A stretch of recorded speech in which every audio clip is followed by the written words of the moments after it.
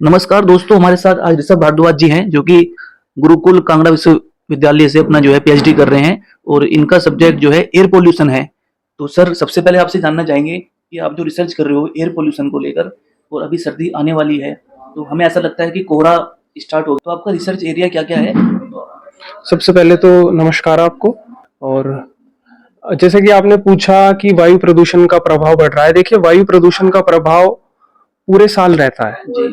बस क्या होता है कि ये लाइमलाइट में केवल सर्दियों में ही आता है। उसके अलावा जैसे जैसे गर्मी आएगी ये मीडिया से विलुप्त हो जाएगा पूरी तरीके से। तो इसी चीज को हमें फोकस करना है कि हमें केवल सर्दियों में ही नहीं, हमें पूरे साल इस पर काम करने की आवश्यकता है। तभी हम इस पर रोक कर पाएंगे। दिल्ली एनसीआर के जो सर एरिया है, इसको हर बार हम देखते हैं कि पोल्यूशन एयर क्वालिटी इंडेक्स इसका बढ़ जाता है। तो क्या कारण है ऐसा जो है? देखिए, मुख्य रूप से इसके दो कारण हैं।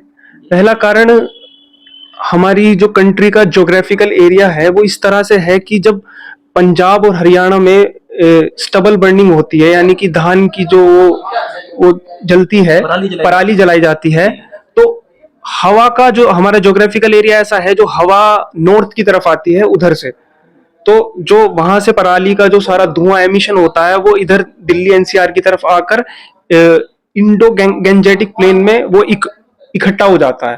पहला कारण तो है। दूसरा कारण ये है, जो कि बहुत सारी स्टडीज में देखा गया है, आईआईटी दिल्ली, आईआईटी कानपुर, और जो हम भी स्टडी कर रहे हैं उसमें, जो व्हीकल पोल्यूशन, जो वाहन का प्रदूषण होता है वो अधिक होता है।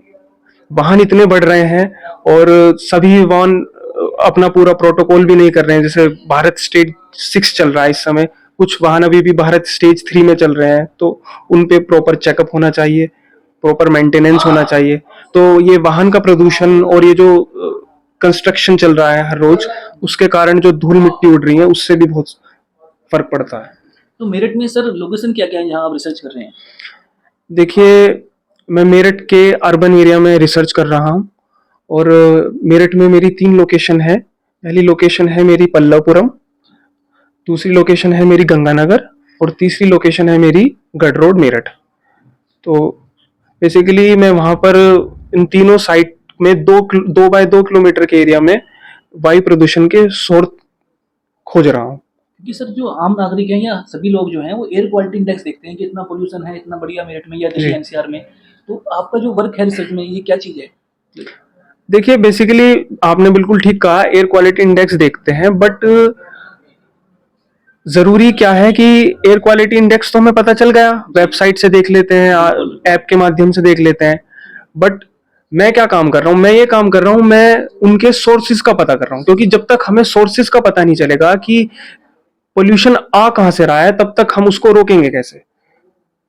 तो उसी के लिए मैं स्टडी कर रहा हूँ, मैं सोर्सेज पता कर रहा हूँ, रेजिडेंशियल एरिया से कितना पोल्यूशन निकल रहा है, कमर्शियल से कितना निकल रहा है, ट्रांसपोर्ट सेक्टर से कितना पोल्यूशन निकल रहा है। फिर उसकी एक इन्वेंट्री तैयार होगी, फिर एक मॉडल बनेगा, फिर वो गवर्नमेंट को सबमिट किया जाएगा, उसके बिहाफ पर पूरा पॉलिसी और इंटरवेंशंस निकल कर आएंगे। तो अभी सर नवंबर स्टार्ट होने वाला है, तो हमें ऐसा लगता है सुबह और शाम के टाइम कि कोहरा स्टार्ट हो गया। तो ये कोहरा है या पोल्यूशन है अभी? नहीं, ये कोहरा नहीं है, ये बेसिकली स्मोग है, यानी कि इसमें पोल्यूटेंट्स की मात्रा है हवा में।